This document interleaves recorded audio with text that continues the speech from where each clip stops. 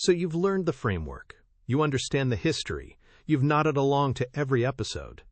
And now comes the part nobody warned you about, actually using it.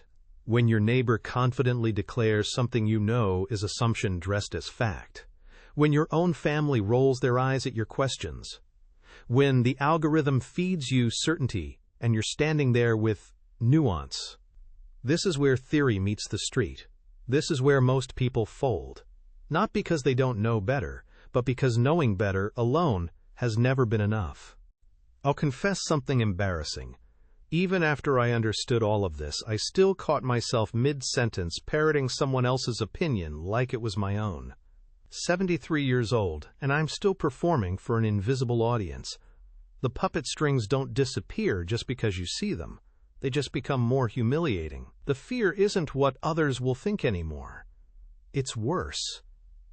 It's the fear that maybe you're not as independent as you thought, that maybe all this work was just another script you memorized. Here's what they don't tell you in philosophy books. Free thought isn't a destination, it's a practice under fire. Every conversation becomes a test. Every headline, a temptation to surrender your nuance for the comfort of certainty. But here's the clarity. You're not failing when you doubt yourself. You're succeeding. Doubt is the immune system of independent thinking. The people who scare me aren't the ones questioning themselves. It's the ones who never do. You're in the company of every thinker who ever mattered. Uncertain, adjusting, alive. That discomfort you feel, that's not weakness. That's the price of staying awake. Let's put the framework to the test. The real one, not the theory. Layer 1, foundation. You're at dinner. Someone states an assumption as fact. Instead of nodding or arguing, you pause. You ask, where did that idea come from? Not confrontational, curious. You're grounding the conversation in history, in context. Layer 2, regulation. You notice your own reaction. Are you resisting because they're wrong, or because you're attached to being right?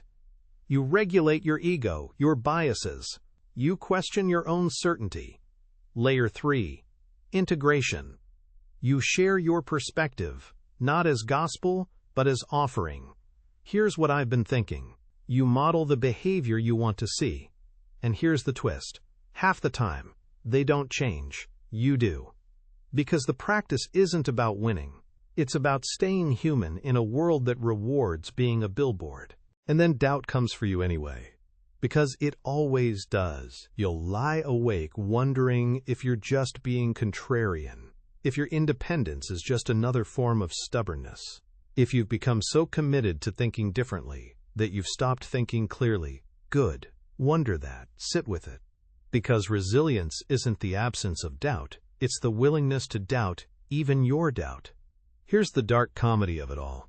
The moment you think you've figured it out, you've probably stopped thinking. The goal isn't certainty. It's the capacity to hold uncertainty without collapsing into someone else's certainty just to feel safe. And yes, that's exhausting. Yes, it's lonely sometimes. And yes, it's the only way to stay yourself. So here's where we stand. You've tested the method.